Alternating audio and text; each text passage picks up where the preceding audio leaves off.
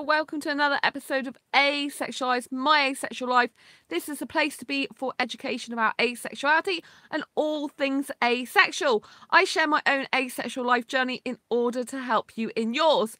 If you're not already subscribed to this channel, please hit the great big subscribe button now.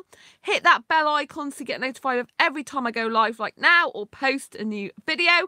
And don't forget, give this video a thumbs up as I go along if you're enjoying the content. Helps to spread awareness of I go along if you're enjoying the content. Helps to spread awareness of asexuality and get it recognised as a sexual orientation throughout the globe, so no asexual has to live in fear of ridicule ever again. Yes, all your likes count towards that, which is the mission of this channel. Hello Michael, really nice to see you. So today I met up with my asexual friend Sam. I picked him up from the bus stop. I was running late because I had to deal with insurance to do with Chestnut. If you didn't watch yesterday's episode, to do with Chestnut. If you didn't watch yesterday's episode, I did lose my baby girl Chestnut. She died after surgery. She recovered 4 hours later. She was bleeding. Vet couldn't find out where she was bleeding from, and she basically bled to death. It was really not nice. It was very, very upsetting. I was very, very upset on yesterday's video. It was very hard to deal with. And today I wanted to give you some tips on how to deal with grief, loss and sadness in the hope that it will help inspire you. So today my mum was feeling the loss, actually. I have to say that. So I phoned my mum up. I was a bit late picking Sam up because I had to deal with insurance, which took longer than I thought because I've got quite a lot of more money to pay. Yeah, so that's hard when I'm redundant, so technically not an employed job. So, and I phoned my mum up, and she was really upset today about the loss of Chestnut because she's been looking after Chestnut and Angel for me since a few days before Chestnut's birthday. So Chestnut's birthday is the 23rd of April. My mum had Chestnut and Angel from about 5 days before that. So yeah, so Chestnut was a big part of her life too. And I phoned my mum to see how Angel was, and my mum was, I could tell, was quite upset. And I think the shock had, had set in then. And Angel wasn't drinking at all. She was only eating a tiny bit of food. So I was telling my mum, giving my mum some advice, because my mum's dealt with, she's had guinea pigs in the past, tons of them. But this type of operation is different to what she's used to dealing with. She hasn't really had many operations to deal with. Most of the piggies she had didn't have problems. And, and she was worried about if she has Angel out, at all to stroke or cuddle her, that it's going to, be bad for her stitches and all the rest of it. So I said, it's fine, so long as you pick her up under her back legs and under her front paws, like I showed you last night. So you avoid the whole patch of her having, avoid that whole patch of where her stitches are. And it's good for her to have that cuddle time, that feeling of warmth, especially with Chestnut not being there anymore. So, even for a guinea pig to deal with loss and sadness, it's good for your furry kids. If you've got furry kids and one of them, passes away, it's good for you to give extra cuddles to that pet, and give it extra time, care and attention. And by doing that, you can also help yourself to heal more. Like, usually I have another guinea pig, like say it happened over here, like Chestnut had died, I'd still have Angel. Do you see what I mean with me? So kind of like then your focus goes off the pet that you've lost after a while and more on the pet you've still got left, because especially after like Angel's had an operation, that all your time and attention's got to be on her. So I said to my mum, just make sure that make your full-time job looking after Angel for the next 10 days. Because I know that'll help my mum as well, keep her mind off Chestnut more, what's happened. But, and that's a good tip for you. If you have got one pet, if you've got any pets left, one dies, don't forget to spend extra time with the other pet that's also going to be grieving, because you can kind of like grieve together, but by putting your attention on your other pets, it just helps to take your mind off what's lost and think about taking care of what you've got, which is a very positive thing. Now, for me, the top tip, obviously, as you probably heard yesterday, is literally getting all your grief out, crying as much as possible. Like, because I didn't go to sleep till like 7 a.m. this morning, I was pretty much crying for the majority of the night, but it did me good because I feel better for doing that. You know, I feel I've got a lot of the pain out, a lot of the upset out. And also I did a blog post. So I've been blogging on a blog called quirkybooks.wordpress.com for 8 years now. That's the first blog I ever started, way before the asexual stuff I ever did. And Quirky Books is my own publishing company. That's what my Asexual Perspectives 47 Asexual Stories book is actually published under. I'm my own publishing company, so you can actually buy that my book in bookshops, and it's in 6 libraries in the UK as well. So you know, I became my own publishing company, and on that blog, Quirky Books, I talk about my writing, my life and everything, but I always use that as my comfy blog, the blog I always be so raw and real on, and raw and real on everything, especially on this channel, as you know, really raw and real, like so much, like this is like me all the time, like you're seeing really my deepest like vulnerabilities on this channel, you know, you're seeing everything. On my Quirky Books blog, the essence of me's always been in that blog, and I use it as like my comfy lounge, you know, and it's a place where I go to spill my heart out if anything happens to any pet. I've always done that, and I find that so therapeutic, and I did that last night. So I did the blog post about what happened, and I put some recent photographs in there of Chestnut, and I put the videos of Chestnut. I was watching them last night, which also helped because it helped me to remember what she was like in real life rather than death. So if you've got any video footage, old photographs, that type of thing, you know, it's going to be a bit upsetting, because it'll also be a comfort, you know, because you're seeing them alive again, even though they're not with you. So that can be quite a comfort, you know, because you can kind of think about the feeling you had when you were with them. You can kind of reminisce and feel them again, if you know what I mean. So that can be helpful. It can also be sad as well. But on my blog, what I did is I dealt with all the practicalities of what happened, and then I kind of went into like I love you, miss you, and that type of thing.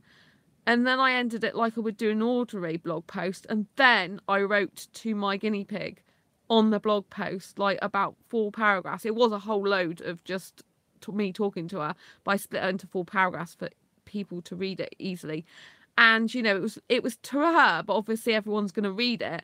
But it was very much me talking to her, and I was just literally, I got to be careful not to get upset again, I was literally pouring my heart out and saying everything I wanted to say to her, as if she was here in person, as if she was a person almost, you know, talking to her. And I went through a load of emotions, you know, and it went from like letting go to actually, you know, I don't want to let you go, I want to keep you forever. And for her, like being, you know, Angel's obviously gonna miss her as well, a companion, but she's an, you know, Chestnut's an angel looking down on me now, and stuff like that. So I went for a whole range of emotions, like the one where you're supposed to kind of like, it's supposed to, I expect, you know, like they say it's good to sort of give, you know, say let them go. But actually, I didn't want to let her go. I let her go. I'm like, this doesn't feel right to me. So I don't want to let her go. I actually want to keep her in my heart, keep her watching over me, keep her close by me. And that, you know, and then it's not really a loss because she's kind of with me anyway, if you know what I mean. So that can help as well. So you've got to judge about which one's right for you, whether it's better to let them go or whether it's better to like think they're still with you. It can be good either way, depending on what type of person you are and the circumstances. You know, but either way, you know, it's good to like try and see what works for you. Now, Heather, who watches this channel quite a lot, she came up with some good tips. And, you know, they're like self-care tips. So when you're going through grief, loss, sadness, pain, it's good to look after yourself, really focus on looking after yourself, who you are, you know, really nurturing and caring the inner you. Self-love, self-care is really important. So Heather said, you know, to cuddle a cuddly toy, have some warm tea. I like herbal tea, actually. And I know I've got tons of cuddly toys all over my bed, you know. A soft toy, she said, actually, which is basically a cuddly toy, a furry toy. A furry toy. I'm thinking of Chestnut again. And watch some kids' movies. And I do actually agree with that. Like, I love kids' movies. I think it's really good. But also what's good is to watch comedy. Now, you may not feel really up to comedy, but it's one of the best forms of medicine because it's hard to feel sad when you're actually laughing. You might not feel in a laughing mood, but you've got to kind of switch your mind around, which is something I'm going to come on to in a minute. So, you know, comedy's great because once you start laughing, it's really difficult to be miserable and sad, you know, sad. So, and it's good to take your mind off things. So, you know, you can just scroll YouTube and look for, you know, like, I don't know if you watch the X Factor and talent shows, like Britain's Got Talent, America's Got Talent, India's Got Talent. You know, you can get stuff like top 5 comedy auditions and stuff like that, and you can just watch that for like 20 minutes, 15 minutes, and that can make you laugh and take your mind off things. So that's another really good way of doing it, you know. Or obviously you could go out to a comedy show if you were up to that, or watch comedy on TV. I don't watch TV, but you could watch comedy on TV if you want. Anything that makes you laugh, so anything that does the opposite of what you're feeling. So anything that makes you happy, excited, smiley, anything, even if you don't feel like it. So also getting out and about to see friends if you can. So tonight I saw my friend Sam. It was originally quite difficult because I was feeling really upset, and I'm like, how do I deal with this? And this is really good way to deal with grief. Like, if you have to, you know, like if you're going out, if you say you've already arranged to meet a friend, don't cancel on them. What you do is you literally change your mindset around to living in the present, and you think of yourself as celebrating life. So you get the positive mindset that life is so very short, as that's proven, you know. Chestnut was here 1 minute, gone the next. It's, you know, in 24 hours, it's such a weird feeling to have so much life and vitality. Even though she was losing weight, she was still, you know, going around her cage, eating, drinking fine, still bucking her nose at me. You know, she was a lively guinea pig, which, you know, that's just what makes it more shocking. But, you know, you've got to change your mindset around when you're with friends and think, oh, I'm thankful. Be thankful and grateful in the moment for everything you've got now. You know, even though things are sad and upset and pain, you know, it's really good to focus on the positive. So everything you're grateful for, thankful for. And I'm thankful and grateful that Sam's come all the way down. He lives in Hertfordshire, that's miles away. So he got up at like 7 something in the morning. Now, we didn't go out dancing tonight because Sam was really tired, which I understand. So I said it's better, if there's no point in going out dancing if you're going to fall asleep. So he went back to his hotel earlier, and I came back here and had some food. And my ribs are hurting still from coughing, so it wasn't a bad thing. And my shoes that I wore, they hurt my heels as well. So I ended up having plasters and they didn't work, and my feet are a bit of a mess now. So we're thinking about going out dancing tomorrow night instead, because there's a pub that changes into a disco, a club type place. Yeah, they have like dance music on. So I'm thinking about going there tomorrow, but my feet are in the right state now because there's too many cuts really from the shoes, so I don't know what I'm going to do about that. But yeah, but anyway, I'm meeting Sam tomorrow and then other asexuals. So it's really important that if you're, you know, if you've got friends, go and see them. You know, you may not feel like it. Like, I cried so much, my eyes were like pretty much red raw, you know, and I went in the shower, which helped, but you know, you could still see, like, you can't see it so much now, it's kind of worn off, but you could still see like earlier red marks under my eyes really badly. So, you know, I've got quite a bit of makeup on still at the moment, as you can see, which I don't wear that much makeup, but I do sometimes when I go out, but that kind of hides more of the cry, if you know what I mean. So yeah, I did have a nice time with him. We went to a pub, he got some food, went to 2 pubs actually, but the first was pretty packed. So, you know, if you have the opportunity to see friends, go and see them, you know, distract your mind, take your mind off your own problems. And if you've got friends, you know, when you're feeling up to it as much as you can, ask them about their day, about their problems, about how they're feeling. So you're taking the onus off your own problems and your own upset and pain, and you're helping someone else with theirs. Or so you might not be fully up to helping someone else. You might just think, I can't deal with this at the moment. But you can ask someone how their day's going. If they're having a rotten day, you can say, I'm sorry, you know, to hear that. I understand where you're coming from. You can sympathise and empathise with them, and just that bit of human connection is good for you, you know. So that's another tip I would give as well, is to try and help some others. Try and think, you know, there's others going through tough times as well. You know, see family, friends, speak to them on the phone. Like, I spoke to my mum quite a long time today. I spoke to her about Angel and Chestnut and stuff. So, you know, talk through family, relatives, talk things through with friends. So I talked to Sam about what happened, but because I cried so much, it was really good because I wasn't so upset about talking about it. I could talk about it more like it's happened, and more like dialogue rather than emotional, even though I do feel strong emotion still for it. So I'm on my iPad on my bed tonight, as you can see in my dressing gown, so that's why it's moving around, and my legs are quite stiff tonight. They're quite in some pain with my feet, so I'm kind of like fidgeting a bit.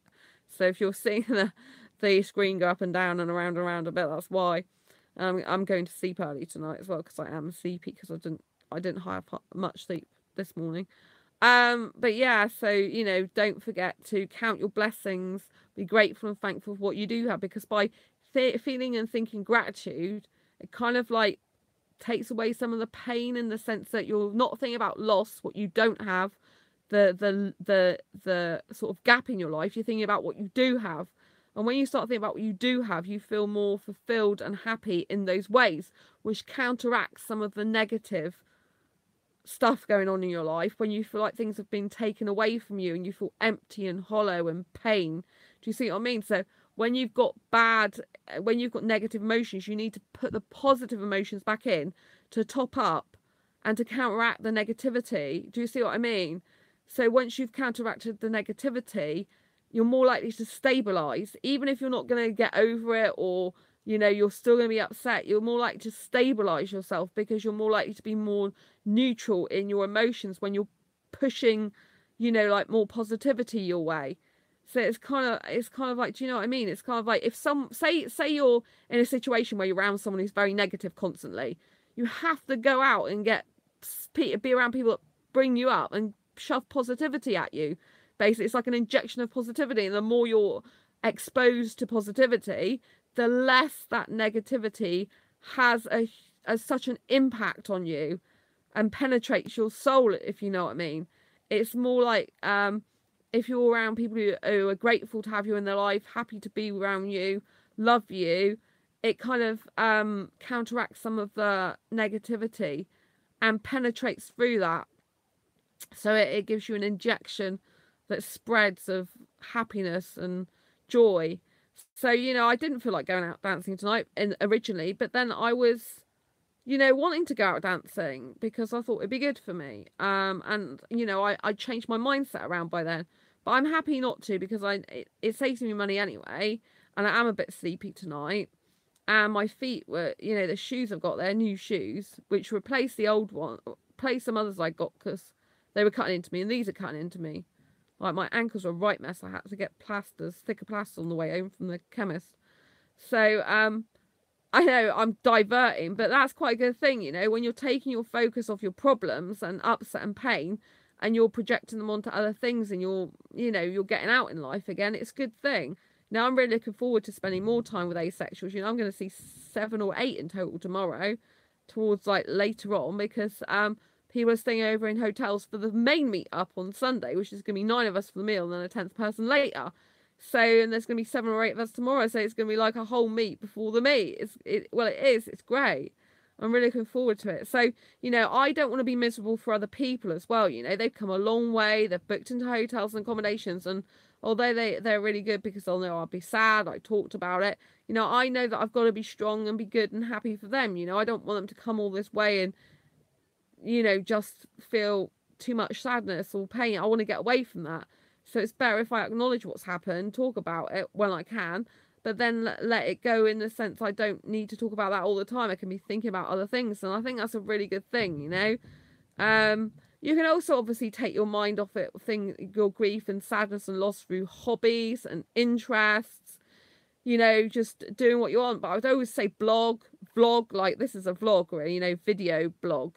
You know, it's always good. Like, I let out loads of emotions on this channel yesterday, and I think that's good. Some people wouldn't like that, they wouldn't agree with me, but I think it's good. I tend to find if I put it out into the universe, like, there's something called the law of attraction. It's like what you put out to the universe, you get back. But actually, when I put out to the universe, as in get rid of my loss and pain and sadness, and it goes out there, I kind of like feel relieved more. Like, and I don't think it's going to come back to me. I just think it's going to heal me in that way. But normally you use the law of attraction to put out into the universe what you want in a positive way, and it to come back to you positive. And if you put up negative stuff, it normally comes back to you negative stuff. But actually, when it first initially happens, I think putting it down a blog, it gets it all out. It's like I've got all of that grief out. I've got everything that I needed to say to Chestnut out. Everyone's seeing it, so it's like making it real and valid. And then it's like I can move on. So for me, it's very therapeutic. Blogging's always been therapeutic. I mean, blogging's helped change my life. I mean, I was very, you know, it's helped me come out my shell. Like, blogging helps you to have online blogger friends. It helps people to see the true you. There's no pressure to get it perfect. I just love blogging. It's one of my very favourite things to do. And you know, when like years ago when I started it, my life felt very out of control. And the good thing about a blog is you feel like you're in control of something in your life, even if things the rest of your life are out of control. So so I would definitely recommend blogging. I really would, as a way to grieve sadness, loss and stuff like that. Obviously you can post on other social media if you want about your loss. You know, it's nice if people do send you messages of condolences. I think that's very supportive. It feels nice. It feels good to have a bit of care. You know, if people send you virtual hugs, that's nice, but don't rely on others to obviously help you with grief. Hi Heather, it's nice to see you. I gave your tips earlier on how to deal with grief, you know, like and sadness and stuff, like which was to have a warm cup of tea, have cuddle soft toys, and there was something else I put as well that you told me about. Oh yeah, watch kids movies. So, but I've been watching comedy tonight. And I've been with a friend, asexual friend, and talking about different things. So that was really good. Because I spent till 7 o'clock this morning basically crying.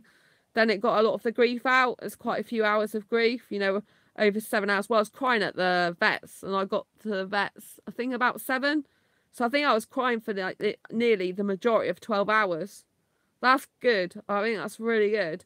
12 hours of crying is great. Like, obviously other people wouldn't think that, but it's not true. You need to get it out. Once you got it out, the pain and everything, it just goes out of you. And, you know, like goes through you, like into the atmosphere, into the universe. It like goes out of you and you expel it in the air. And it goes through you and out of you instead of you know, like it being pent up and holding it in you. It just releases. I'm feeling a lot better.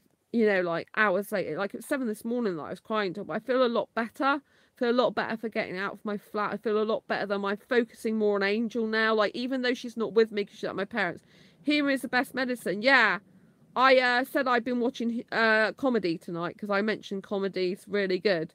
Like, if you can watch some comedy, I was watching it on YouTube. I was watching X Factor auditions with comedians that were really funny.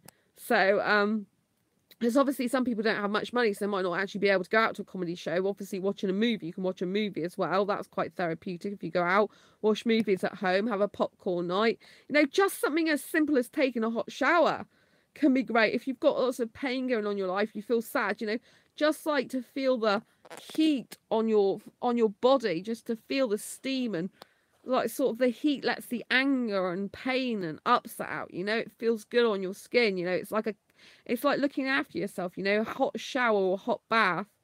YouTube distraction. Yeah, that's what I was doing tonight, but I was purposely doing it because I knew what I was doing. I thought, oh, look at it. Actually, I was feeling better without doing that, but I thought, oh, Heather said about kids movies, which I do agree with, but I'm not really in the mood for kids movies at the moment, but I'm in the mood for comedy, so I thought I'd watch some comedy. So yeah, it was good. I watched was it over an hour? I think about an hour and a half, something like that. It wasn't just comedy, it was like I watched magicians as well and singing acts, you know. And the good thing I like about watching talent shows is that they're people living their dreams. And there was one woman on there, you're welcome, Heather. There's one woman on there, she was 16 years old and she'd had to have chemotherapy treatment for cancer at 16 years old, and she was singing this really inspirational song. And when you see things like that, it puts it into perspective, you know, how short life is and how thankful and grateful you got to be. So gratitude really helps with any, like I said earlier, with loss, pain, sadness. Being grateful for what you do have and what's good in your life and positive and what fills you up and what. So, you know, if you focus on what's gone away from you, then you'll feel lost. If you focus on what you've got, you'll feel fulfilled, if you know what I mean. It fills you up. But obviously, like I said, you have to grieve and get all the cry out and upset and pain from that loss. You have to let the loss come through you and out of you. Don't pent it up. Pent up emotion is rubbish. It's really bad for your health. And society teaches, particularly guys, it teaches guys, you know, that you can't show emotion. You got to be Mr. Tough. Don't cry. It's weak. Crying is not weakness. Crying is amazing and a beautiful gift. You know, because you need to let it out. It's a gift if you can use it well. It's a gift if you open the gift and you allow the present to come out. You know, and that is pretty much a really good analogy, because the present is all about being present in the moment. And that includes feeling your grief. It doesn't mean delaying your grief. It doesn't mean holding on to your grief. It means you being present. So crying, just think of crying as a gift. And that when you open that gift, which is a present, it's talking about the presence, as in the present moment. And you let the grief just come out of you, flow through you, and go out of you. And this means crying. I was crying in front of my parents. My parents aren't that emotional people. My dad really isn't. He's been brought up, you know, as a man's man, you know, don't show emotion, be controlled. He acts a bit like an army guy sometimes, even though he's not. And, you know, he can get emotional, I think, but I don't see that side of him very much. But my mum said, oh, he phoned up from his, when he was doing course today to find out how Angel was. So that was nice. That's quite an emotional, like, nice thing to do, I think. So, you know, but my family aren't, my family aren't, well, my dad's not that emotional, and my mum is more for TV programs sometimes. But yeah, she was emotional today over Chestnut, you know. So, but traditionally, you know, society kind of like, you know, it shows emotion as weakness. And I really, really just want to break this stereotype and break this really damaging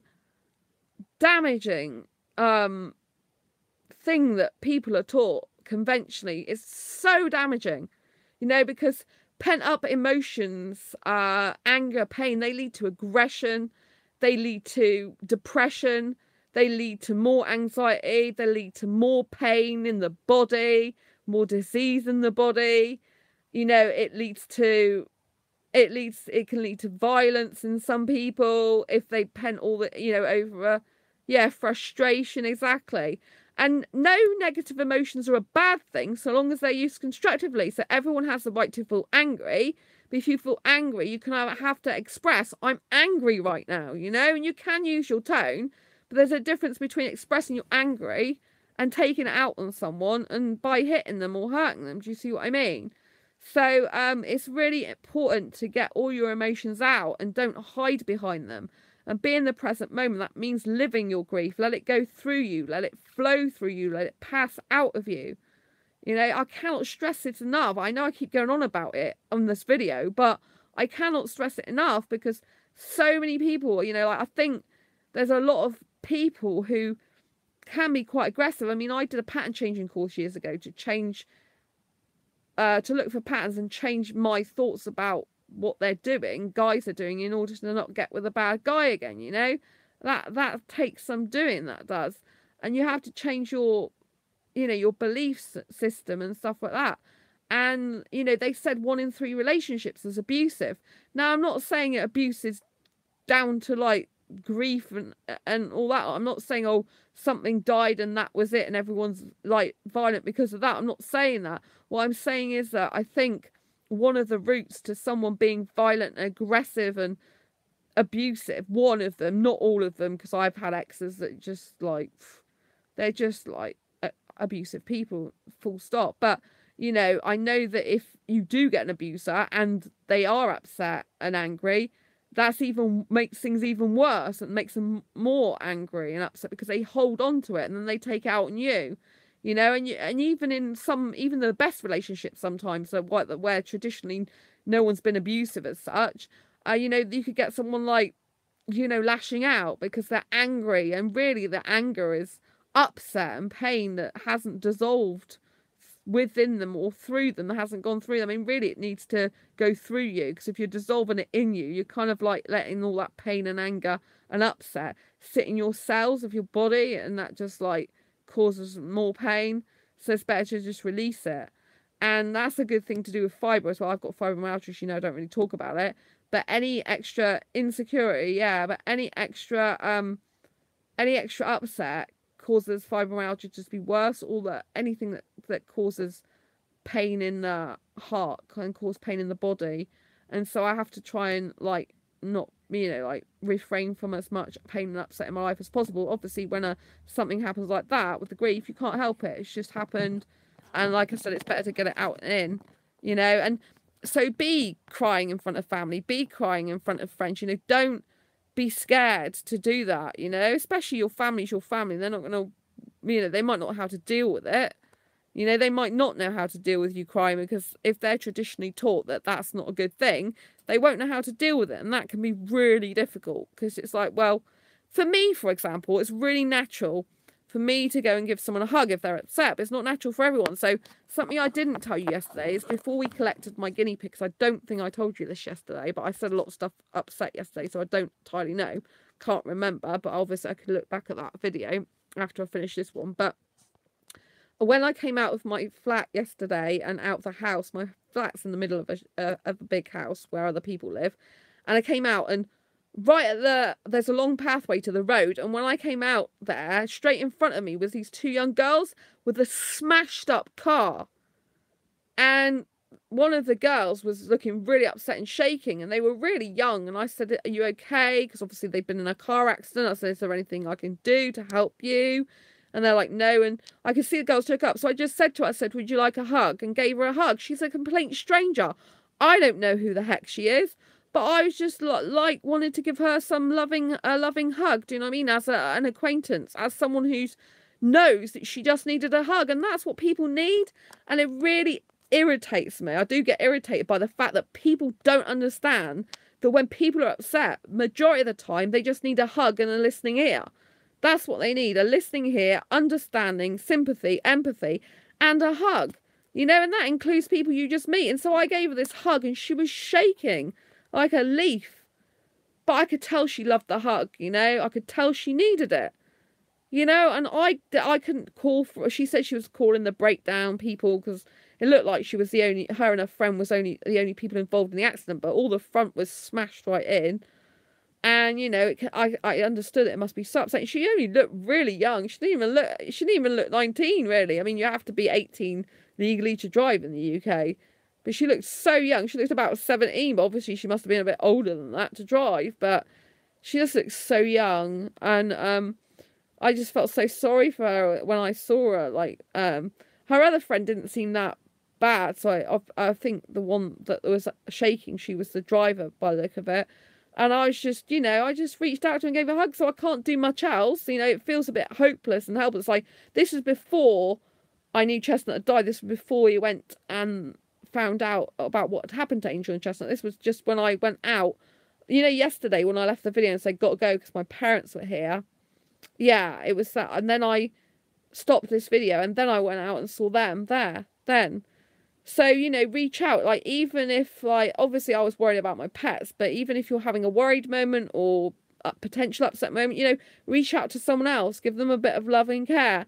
And sometimes when you're grieving, one of the best things you could do is maybe there's a friend you haven't spoke to for a while, you know, give them just an emoji. You know what an emoji is, like one of those stickers, like if you do online social media or messaging online, you'll use an app, for example. I bet, you know, I'm not saying everyone on this channel using an app, but you know, like a smiley face, that type of thing.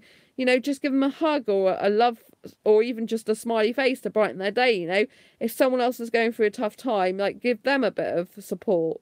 But just don't neglect yourself. Don't, you know, if it's too much for you. So sometimes when you're grieving as well, it's too much for you to deal with other people's problems, to be honest. And as much as you might like to help them, you can't. So, like, but it's different circumstances. So one of my friends I was speaking to yesterday, he had something that happened which stressed him out. So he said, "Oh, sorry for complaining." I said, "No, it's no problem. I understand why you'd be complaining about it. I understand your circumstance because I know what that type of thing's like." And so, you know, that was an empowering thing for me to help him. It made me feel better that I could just be there in that moment for him a little bit, because, you know, when you grieve, you're very focused on yourself, but you've also got to try and think of other people as well to a certain extent. When you're ready to, you don't have to immediately. So that was good for me. But then I had someone else come and start asking me questions to do with straights and asexuals, and, you know, straights being heterosexual and asexuals. I said, I'm grieving still, and I'm off work at the moment. So that's it, you know.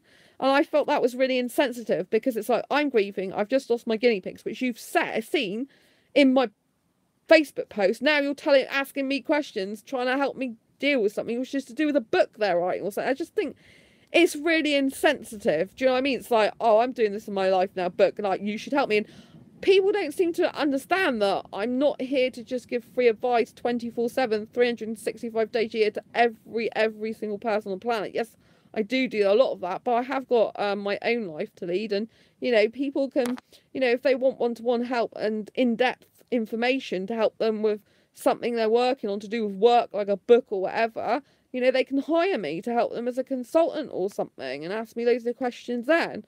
Do you know what I mean? So it's just like, that's why I specialise in asexuality. I've specialised in it for over 3 years. I know a lot of stuff, but I'm not here to do everything free 24/7, 365 days a year. Although pretty much at the moment, because I'm on this channel every single day, like potentially I'm doing stuff for free 365 days a year, but I can't do every single little thing free because I have a life of my own to lead. And and if I was answering every single message I got in depth, like to help them out, then I'd never get anything done for myself or help more asexuals. Do you know what I mean? That's why I like doing this channel, because I can help multiple people at the same time for free. Do you know what I mean? As much as possible. I like, I can give advice, help and support as much as possible on this channel. But if someone wants more one-to-one help, like, then they can hire me as their coach or consultant. Just connect with me on asexualise at gmail.com if it's something you're watching and you think that's something you'd like to do. Then we can work one-to-one with each other and have Skype consultations and stuff like that to really give you the extra in-depth support you need. There's only so much I can do to the whole world when there's only one of me, and I do have other things I need to be doing as well. So, and I do class myself at the moment like I'm grieving, and I'm technically off work because I don't want to be doing with much other stuff. I want to have my days with asexuals as free days, to speak to them and see them, because I haven't seen these asexuals for a long time. Some of them I've never met, so I'm really excited to meet some new asexuals. And thank you for the thumbs up, by the way. It's really good. Appreciate that. So, I just think life is beautiful. Even though I've been upset, I just think life is so beautiful because I'm so blessed to the things I do have. I've got asexual friends around me. That has made a difference. That has made me happier, because Sam and me are really best friends. Thank you for the thumbs up. We get on so well. We're not suitable to be together romantically. He doesn't like kissing, and as you know, I love a ton of kissing. So, and I prefer a foreign guy for a romantic relationship, and he's more into guys, to be honest. So, but we get on so well. Like, he's like my best friend forever, I say to him, and he says that about me, because it's just like so natural with him, Like, we're both nudity repulsed. We're both not into sex. We're both sex repulsed, asexuals. We're both like just having fun in our life. He does his own, he builds his own sci-fi universe, which is incredible. I really respect him for that. It helps his mental health, and he just like helps his intelligence and creativity. And I really admire that about him. I'm really comfortable in his company. I think he's comfortable in mine. We can chat about anything and everything, really. He's really open and honest. He has the same boundaries as me. So if we meet, we'll hug to say hello and goodbye. That's pretty much it. Do you know what I mean? Because anything else is reserved for a potential partner if we get one each. And I just think that's really nice. So it's good to be around a like-minded person. I love being around asexual guys in general because, and asexuals obviously, but in terms of guys, I know compared to heterosexuals, there's none of that rubbish. There's none of that sexual energy that's a bit threatening in the sense that, they might want to pounce on you. It's there's no like, there's no underlying agenda. They want to get in your pants. There's no game playing. Oh, look at that, Heather. You said brain games and I said game playing at the same time. I just saw the games bit as in brain games.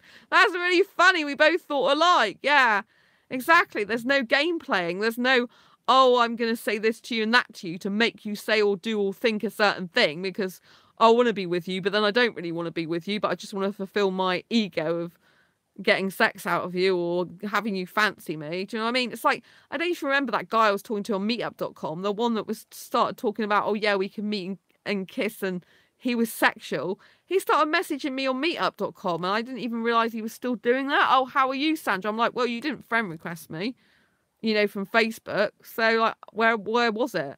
Because I said, if you're interested, friend me on Facebook, I'm not going to be one of those people that he wants to do seedy little things with, like, because he doesn't really want the, people to know. It's ridiculous. I'm not that type of girl. Yeah, I hate brain games. So many people play them.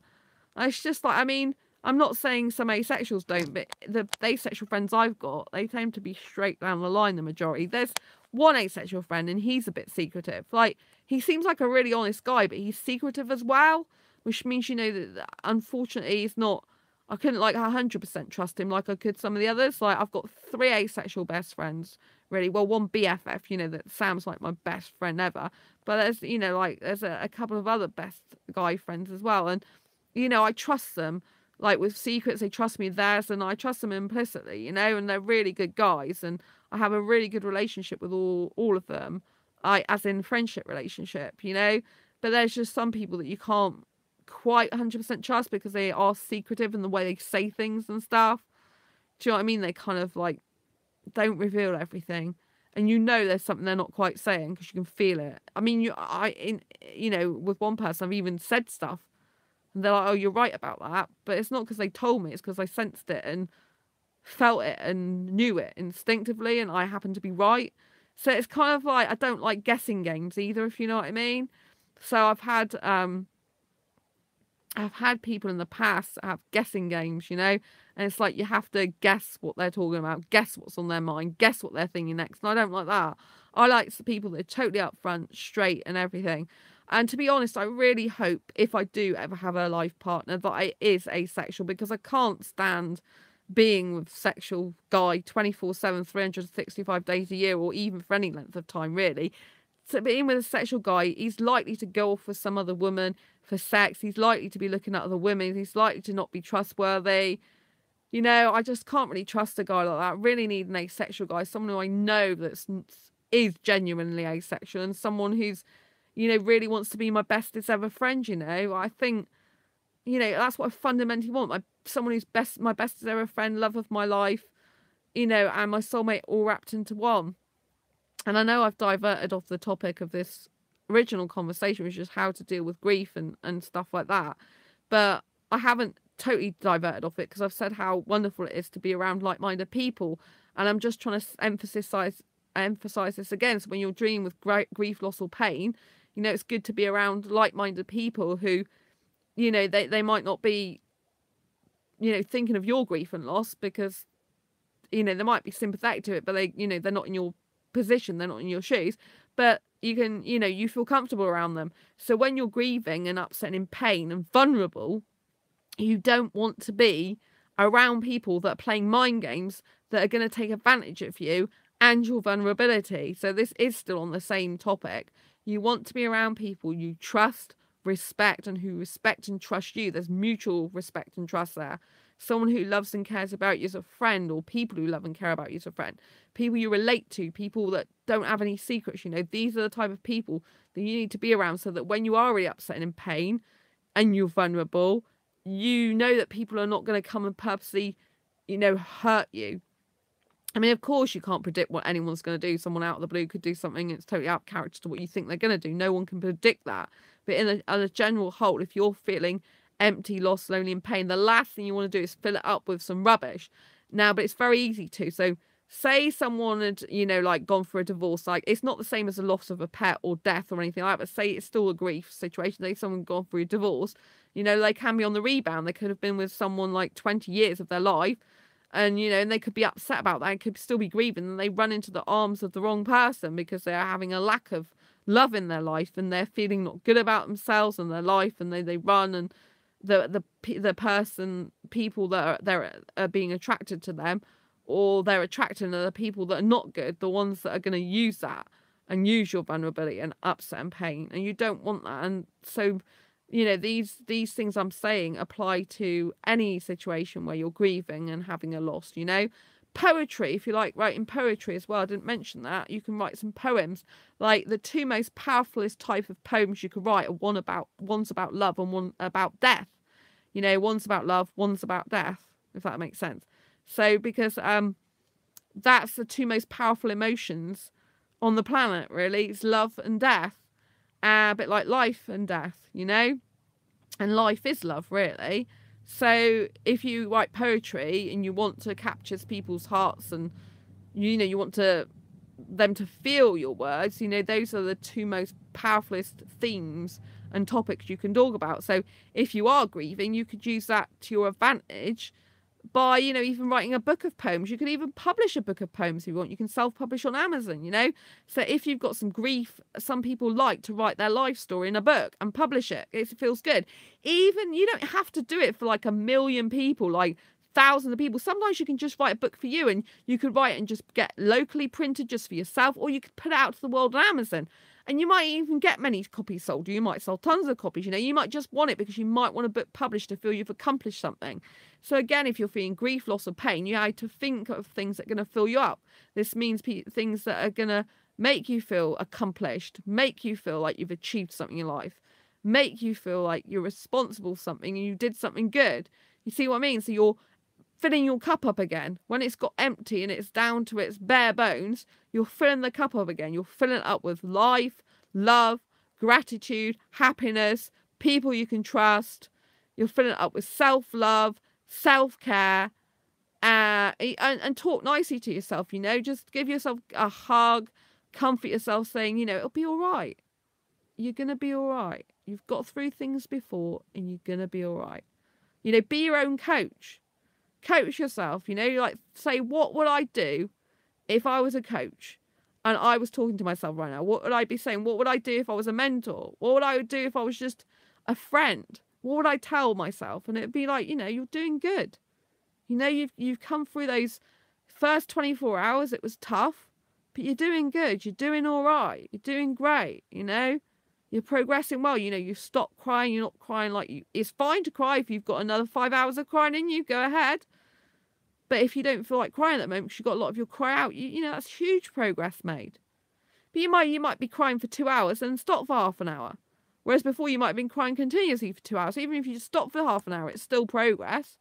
If you got out of bed and took a shower when you were feeling like you really didn't want to, that's progress. If you met up with a friend, even though you felt like you didn't want it because you were so upset, that's progress.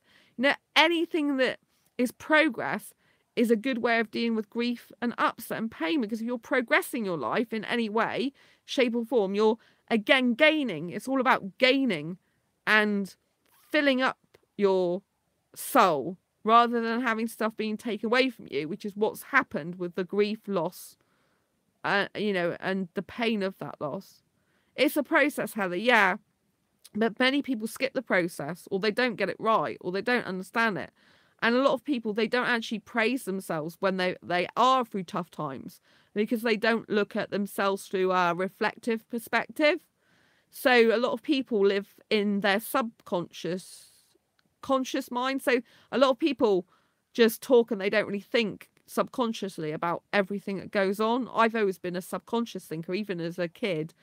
Before the age of 10, I would always be self-assessing in my head because I didn't have many friends. It made me very introverted in that way, because I was a lot shyer when I was at primary school, and it used to make me think of things. I've always been very self-reflective, but it can be a bad thing because you can get very self-critical. I can get very self-critical. I can be a perfectionist, and I've learned in life that nothing's perfect, and that while you're perfecting something over 5 years, someone could have done the thing you wanted to do in 1 or less of the time, you know. But you've got to work your own pace in life as well. But being a perfectionist is not actually a great thing in the sense that you can get far less done in your life, and life's so precious and short, as we know. So it's good to like live life to the max, make your mistakes, or, you know, like I've seen like one entrepreneur book. The guy's earning, I think, millions of pounds. Yeah, he wrote this book, and the way he's copied and pasted it, they've got bits of sentences that are repeated, really bad grammar in it, really bad spelling mistakes, but the content's amazing. And he's like, you know, he's been on TV and everything. So it just goes to show you that even if you're wealthy and got loads of money and really respected and everything, you can still write something that's not very great grammatically or spelling wise, but the content was amazing. So sometimes it's just good to forget perfectionism, because he's got that book out there. Yeah, I look at the negatives more because I'm a writer, but actually when I reread the book again, I didn't even notice that many spelling mistakes and grammar that I noticed in the first place, because I was looking for a more positive perspective, like, oh, this is really good content. Yeah, and then my eyes were kind of skipping over the errors more. And I think that's a really good thing to think, you know, like, don't be a perfectionist. Like, if you're grieving, give yourself time to grieve. And, you know, maybe you might have a relapse one day. You might start crying again. You know, things are going to probably set me off again. You know, it's like I was talking to my mum and I was all right. And then I said something to her and I could feel tears starting to come in my eyes again because I said something about Chestnut. And then it was, I think, about her playing in her cage and stuff. And you know, you do reflect, like, did I do the right thing by, you know, putting in for the op in the first place? In one way, no, because she's dead, but in the second way, she was losing weight, so something serious was going on, and they said it was to do with the ovarian cyst she had, and she needed them removed. So, do you know what I mean? I did the right thing in that way, but it's always a hard thing when you make a choice and it doesn't end the way you wished it would. You know, you feel responsible for that choice, and you have to kind of take responsibility for it, but at the same time realize it's not your fault. The outcome was beyond your control. So that's kind of hard, but you have to kind of admit that to yourself, you know. And so that's another thing, you know, when you're going through grief, loss, heartache and pain, you know, often it's beyond your control. There's nothing you can actually do about it. You may blame yourself, you may blame the circumstances, you may go, what if, but then you have to realise in the end that it is what it is. It's not more than it is, it's not less than it is what it is, and it's happened, and there's nothing you can do about it. So yeah, just be kind to yourself, really. That's what I'd say. Be kind to yourself, generous to yourself, loving to yourself.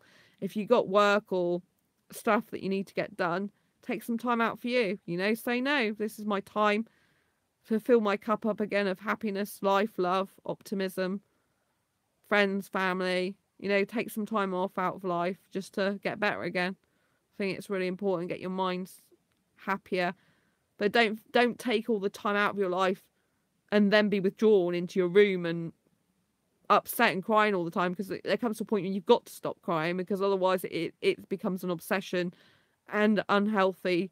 You're living like in the grief and the pain all the time, so you don't want that either. You want to like be crying for however long it takes initially, but then stop. You know, like if you're like, you need to stop. Like, it should be getting less and it should be stopping.